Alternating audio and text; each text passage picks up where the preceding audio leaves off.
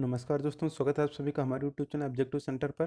इस वीडियो में हम लोग देखेंगे सतह तनाव पदार्थों के गुण पर ऑब्जेक्टिव क्वेश्चन। तो चलिए शुरू करते हैं।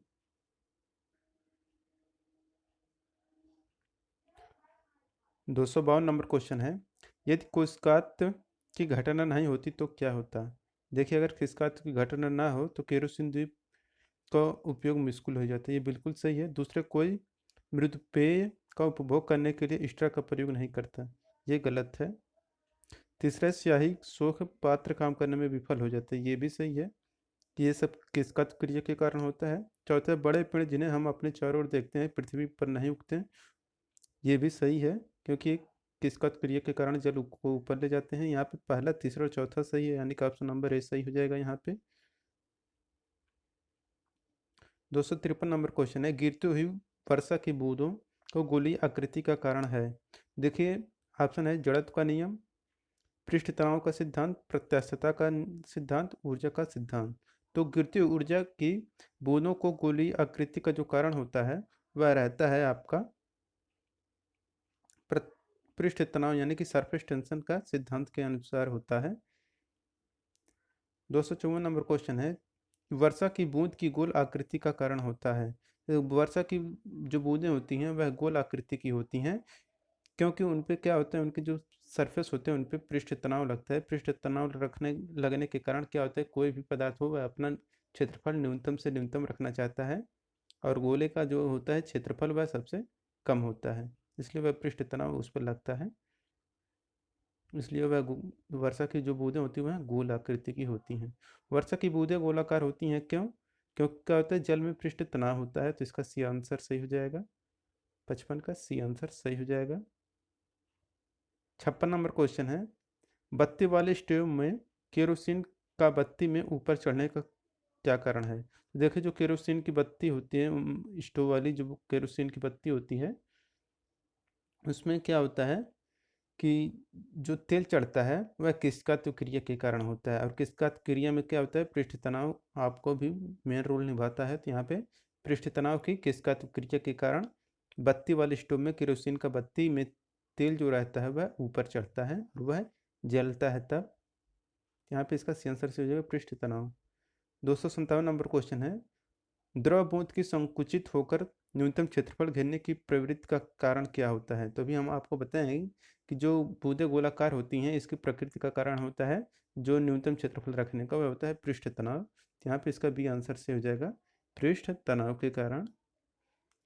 258 नंबर क्वेश्चन है, साबुन के बुलबुले के अंदर का दाब कितना होता है। तो देखिए, जो साबुन के बुलबुले के अंदर का जो दाब रहता है वह वायुमंडलीय दाब से अधिक होता है। तो यहाँ पे इसका बी आंसर से हो जाएगा, वायुमंडलीय दाब से अधिक होता है।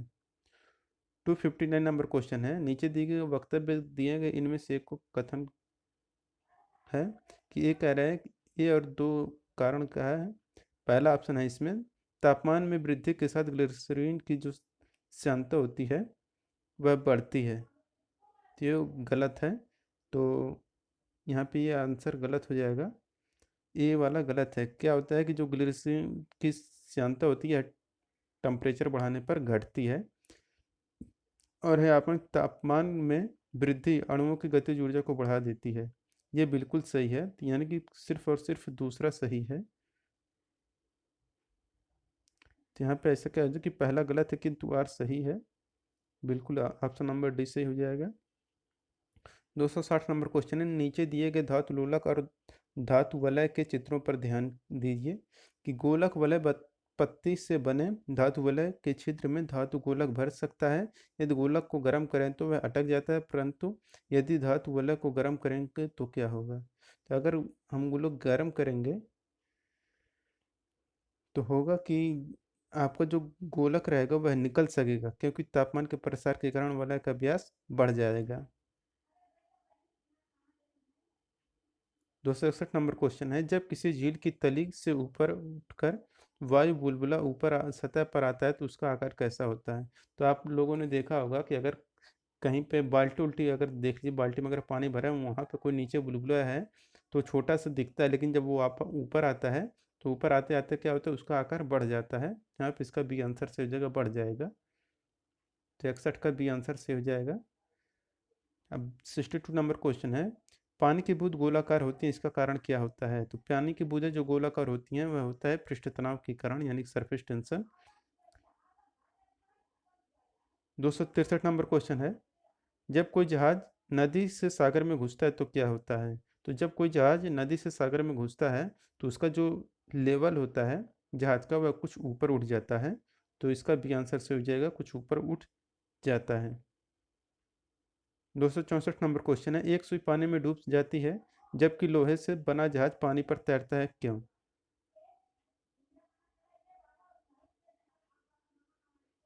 264 नंबर क्वेश्चन है, जब एक सुई पानी में डूब जाती है जबकि लोहे से बना जहाज पानी पर तैरता है, क्यों?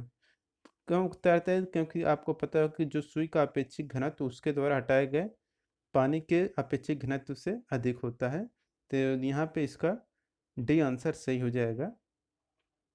265 नंबर क्वेश्चन है, लोहे की सुई पारे की सतह पर किस कारण से तैरती है? ऑप्शन है पृष्ठ तनाव के कारण, पानी के उत्प्लावन के कारण, श्यानता के कारण, डी है गुरुत्वाकर्षण ये बल के कारण।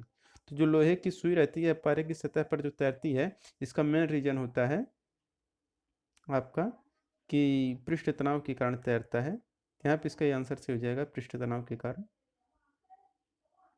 266 नंबर क्वेश्चन है, मिट्टी का तेल पानी के ऊपर इसलिए तैरता है, क्यों? तो देखिए जो मिट्टी का तेल होता है यह पानी पर क्यों तैरता है? ऑप्शन है उसका घनत्व पानी के घनत्व से कम होता है। ये बिल्कुल सही है कि जो मिट्टी का तेल होता है इसका घनत्व कम होता है और पानी का घनत्व कम होता है, इसलिए मिट्टी का तेल क्या होता है? ऊपर तैरता है। यहाँ पे इसका ये आंसर इसे हो जाएगा। 267 नंबर क्वेश्चन है, तेल जल के तल पर फैल जाता है, क्यों? तो तेल जल के तल पर फैल जाता है क्यों? क्योंकि क्या होता है कि तेल का तल तनाव पानी से कम होता है, यानी कि जो तेल का सरफेस टेंशन होता है वह कम होता है और पानी का ज़्यादा होता है, इसलिए क्या होता है कि वो पानी पर जो तेल होता है यह फैल जाता है आसानी से। 268 नंबर क्वेश्चन है, एक किस नली में जल की अपेक्षा एक तरल अधिक ऊंचाई पर चढ़ता है, तो इसका कारण क्या है? ऑप्शन है तरल का ताप जल की अपेक्षा अधिक है, तल जल की अपेक्षा अधिक श्यान है, तरल का पृष्ठ तनाव जल की अपेक्षा कम है, तरल का पृष्ठ तनाव जल की अपेक्षा ज़्यादा है। तो एक नली में जल की अपेक्षा एक तरल अधिक ऊंचाई पर चढ़ता है, इसका कारण होता है कि जो तरल का पृष्ठ तनाव जल की अपेक्षा ज़्यादा है। 269 नंबर क्वेश्चन है, यदि साबुन के दो भिन्न भिन्न व्यास के बुलबुलों को एक नली द्वारा एक दूसरे के संपर्क में लाया जाए तो क्या घटित होगा? तो देखिए अगर कोई एक छोटा बुलबुला है और एक बड़ा बुलबुला है, इसमें अगर दोनों को अगर पास मिलाएंगे तो इसका क्या होता है, जो बड़ा बुलबुला है और बड़ा हो जाता है और छोटा बुलबुला छोटा होता चला जाता है। तो यहाँ पे इसका करेक्ट आंसर क्या हो जाएगा? ऑप्शन नंबर ए से हो जाएगा कि छोटा बुलबुला और छोटा और बड़ा बुलबुला और बड़ा होता चला जाएगा। तो यहाँ पे इसका ए आंसर से हो जाएगा। 270 नंबर क्वेश्चन है, पानी की 4 डिग्री सेल्सियस पर शरीर तैरता है, ये तापमान 100 डिग्री सेल्सियस हो जाए तो क्या होगा? देखिए 4 डिग्री सेल्सियस पर शरीर तैरता है, ये तापमान 100 डिग्री सेल्सियस अगर हो जाए तो क्या होगा कि वह शरीर डूब जाएगा। तो इसका बी आंसर से हो जाएगा शरीर डूब जाएगा, क्योंकि उसका उसका टेम्परेचर बढ़ने से श्यानता क्या होगी? घट जाएगी। 271 नंबर क्वेश्चन है, अशुद्धियों के कारण द्रव का क्वथनांक क्या होगा? तो अशुद्धियों के कारण जो द्रव का क्वथनांक होता है वह बढ़ जाता है। अशुद्धि मिलाने से द्रव का जो क्वथनांक होता है वह बढ़ जाता है।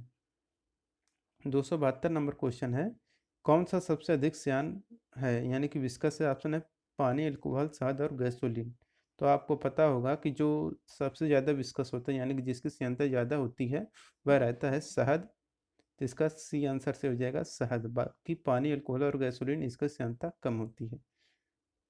273 नंबर क्वेश्चन है, जब ताप में वृद्धि की जाती है तो द्रवों का पृष्ठ तनाव क्या होता है? तो देखिए जब ताप में वृद्धि की जाती है तो जो द्रवों का जो पृष्ठ तनाव होता है वह आपका घट जाता है। तो 273 का क्या आंसर से हो जाएगा? ऑप्शन नंबर सी, घट जाएगा। 274 नंबर क्वेश्चन है, जब किसी सेविंग ब्रश को पानी में से निकाला जाता है तो उसके बल आपस में चिपक जाते हैं, इसका मेन रीजन क्या है आपको बताना। ऑप्शन है प्रत्यास्थता, घर्षण, श्यानता और पृष्ठ तनाव। देखिए जो ब्रश रहता है उसको अगर हम लोग पानी में डालते हैं तो वो फैल जाता है और जैसे ही पानी से बाहर निकालते हैं वह आपस में चिपक जाता है, सिकुड़ जाता है। इसका मेन रीजन होता है पृष्ठ तनाव। इसका डी आंसर से हो जाएगा पृष्ठ तनाव। 275 नंबर क्वेश्चन है, बादल और वायुमंडल का तैरना किस कारण होता है? तो बादल और वायुमंडल का जो तैरना होता है यह होता है श्यानता के कारण। तो इसका डी आंसर से हो जाएगा श्यानता के कारण। 276 नंबर क्वेश्चन है, जब पानी में नमक मिलाया जाता है तो कौन सा परिवर्तन होता है? तो देखिए, अगर पानी में अगर हम लोग नमक मिलाते हैं यानी कि अशुद्धि की बात करें, तो अगर पानी में अगर हम लोग अशुद्धि मिलाते हैं तो क्या होता है कि क्वथनांक तो बढ़ेगा लेकिन जो जमाव बिंदु रहेगा वह घटेगा। तो इसका भी आंसर से हो जाएगा, पानी में अशुद्धि मिलाने से क्वथनांक बढ़ता है जबकि जमाव बिंदु यानी कि वो घट जाता है जमाव बिंदु। पेंडुलम घड़ी तीव्र गति से चल सकती है? तो देखिए, जो पेंडुलम घड़ी रहती है तीव्र गति से कब चल सकेगी? यह चलती है शीतकाल में। शीतकाल में क्या होता है कि आपकी जो लोलक की लंबाई रहता है, पेंडुलम घड़ी की जो रहती है उसके लोलक की लंबाई, इसकी जो प्रभावी लंबाई होती है यह कम हो जाती है। तो क्या होता है टी इक्वल टू, क्या होता है T equal to 2 pi under root L by g होता है। प्रभावी लंबाई क्या हो जाएगी उसकी, कम हो जाएगी, क्योंकि ठंडे में क्या होता है सिकुड़ेगा, सिकुड़ेगा तो उसकी लंबाई कम हो जाएगी, तो आवर्तकाल क्या हो जाएगा, घट जाएगा। यानी कि वह जब आवर्तकाल घट जाएगा तो मतलब वह तीव्र गति से चलने लगेगी। 278 नंबर क्वेश्चन है कि घटना जो ध्वनि तरंगों में नहीं होती है, तो ध्वनि तरंगों में जो नहीं होता है वह कौन सा है? ऑप्शन है व्यतिकरण, परावर्तन, विवर्तन और ध्रुवण। तो जो ध्वनि तरंगों में नहीं होता है वह ध्रुवण नहीं होता। प्रकाश में ध्रुवण होता है जबकि ध्वनि में ध्रुवण नहीं होता है। 279 नंबर क्वेश्चन है कि साबुन के बुलबुले में रंग पैदा होने की घटना का क्या कारण है? तो साबुन का बुलबुला जो रंगीन होता है इसका मेन कारण होता है आपका व्यतिकरण। व्यतिकरण के कारण जो साबुन का बुलबुला होता है वह रंगीन दिखता है। 280 नंबर क्वेश्चन है, पानी की छोटी छोटी बूंदों से मिलकर एक बड़ी बूंद बनाने की प्रक्रिया में निकाय की पृष्ठीय ऊर्जा क्या होती है? तो देखिए, पानी की छोटी छोटी बूंदों से मिलकर एक बड़ी बूंद बनाने की प्रक्रिया में जो निकाय की पृष्ठ ऊर्जा रहती है वह बढ़ती है। यदि पानी, और यही क्या होगा नेक्स्ट क्वेश्चन जो है इसी का उल्टा है, यदि पानी की एक बड़ी बूंद को छोटी छोटी बूंदों में तोड़े तो पृष्ठीय ऊर्जा क्या होगी? तो उसकी जो पृष्ठीय ऊर्जा होगी वह बढ़ जाती है। तो यहाँ पे इसका बी आंसर से जगह बढ़ जाती है। 282 नंबर क्वेश्चन है, निम्न में से कौन सा कथन सत्य है आपको बताना है। तो ऑप्शन है पृष्ठ तनाव का इकाई बल प्रति इकाई लंबाई है। बी है किसी द्रव का पृष्ठ तनाव ताप बढ़ने से घटता है। ये बिल्कुल सही है, द्रव का पृष्ठ तनाव क्या होता है कि ताप बढ़ाने पर घटता है। तो यहाँ पे इसका बी आंसर से हो जाएगा। 283 नंबर क्वेश्चन है, स्याही के प्रवाह के लिए किन तरह के पेन गुरुत्व के साथ साथ किसका क्रिया का प्रयोग करता है? तो देखिए, किसका क्रिया का गुरुत्व और किसका क्रिया का जो यूज करता है वह रहता है आपका फाउंटेन पेन। आपको पता होगा जिसे हम लोग जिपनी उपनी बोलते थे, जो पहले आता था स्याही हम लोग भरते थे, वो रहता है फाउंटेन पेन। 284 नंबर क्वेश्चन है,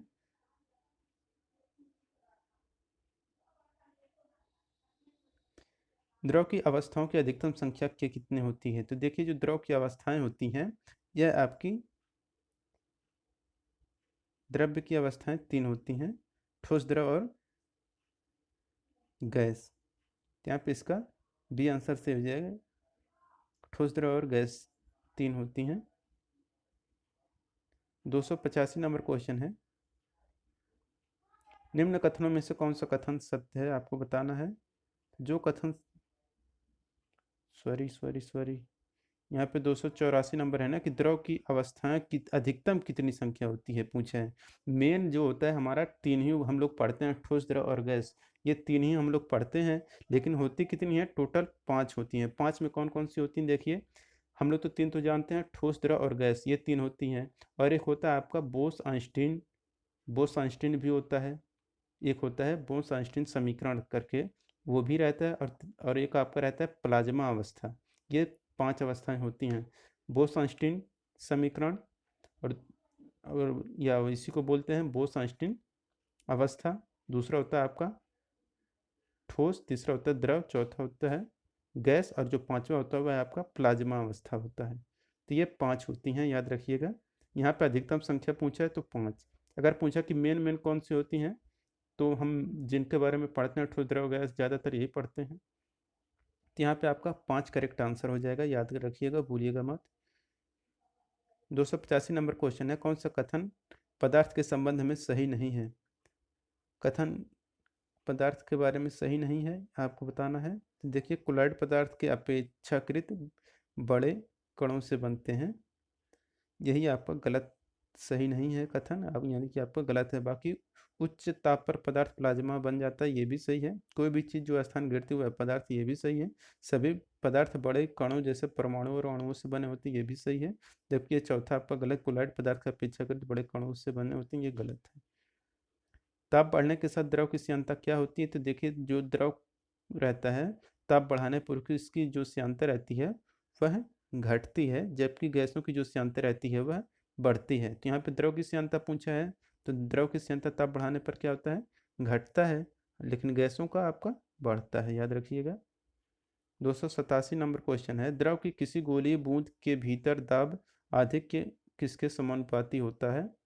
तो देखिए, जो द्रव की किसी गोलीय बूंद के भीतर दाब अधिक अनुक्रमानुपाती होता है, यह त्रिज्या के व्युत्क्रमानुपाती होता है, जिसका सी आंसर से हो जाएगा त्रिज्या के व्युत्क्रमानुपाती।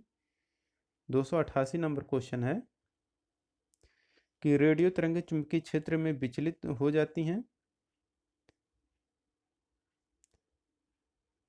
ये गलत है। रेडियो तरंगें चुंबकीय क्षेत्र से विचलित नहीं होती हैं, ये गलत हो जाएगा। रेडियो तरंगों की प्रकृति विद्युत चुंबकीय है, ये बिल्कुल सही है। यानी कि पहला सही, दूसरा पहला गलत, दूसरा सही, मतलब ऑप्शन नंबर डी से हो जाएगी। ये गलत है, परंतु आर आपका क्या है? सही है। 289 नंबर क्वेश्चन है कि निम्न में से किस एक प्रकार की तरंगों का प्रयोग रात्रि दृष्टि उपकरण में किया जाता है? ऑप्शन है सूक्ष्म तरंग, रेडियो तरंग, अवरक्त तरंग। तो जो तरंगों का प्रयोग रात्रि में दृष्टि उपकरण के लिए किया जाता है वह रहता है अवरक्त तरंग। यहाँ पे इसका सी आंसर से हो जाएगा। दोस्तों, अगर वीडियो पसंद आया हो तो वीडियो को लाइक करिए, अगर आप हमारे चैनल पर नए हैं तो चैनल को सब्सक्राइब करिए। मिलते हैं नेक्स्ट वीडियो के साथ, तब तक आप लोग वीडियो को शेयर कर दीजिए। Thank you.